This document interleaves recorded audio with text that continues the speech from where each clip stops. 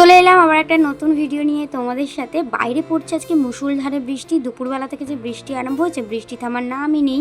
আর ফ্রিজে ছিল অল্প একটু চিকেন, তাই ভাবলাম কিছু একটু বানিয়ে ফেলি ঘরে। বৃষ্টির দিনে তো খুব একটা বাইরে বেরোতে ভালো লাগে না, তাই না?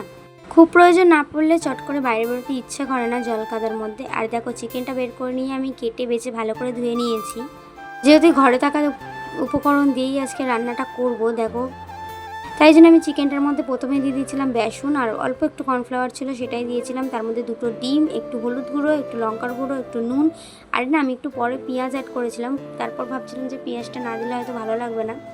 আর এদিকে দেখো, কড়াইতে আমি ডুবু তেল গরম করে নিয়েছি। একটু ফেলে দেখে নিলাম গরম হয়েছে কিনা।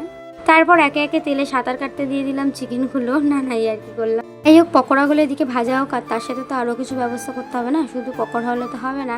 বৃষ্টির দিন, সন্ধ্যাবেলা মানে এমনি সকলের বাড়িতেই চা, আর বৃষ্টির দিনে তো আরোই, তাই ভাবলাম একটু দুধ চা বানিয়ে ফেলি। এদিকে দেখো চা হচ্ছে আমার, আর এদিকে আমার পকোড়া ভাজা অলরেডি কিন্তু হয়ে এসছে।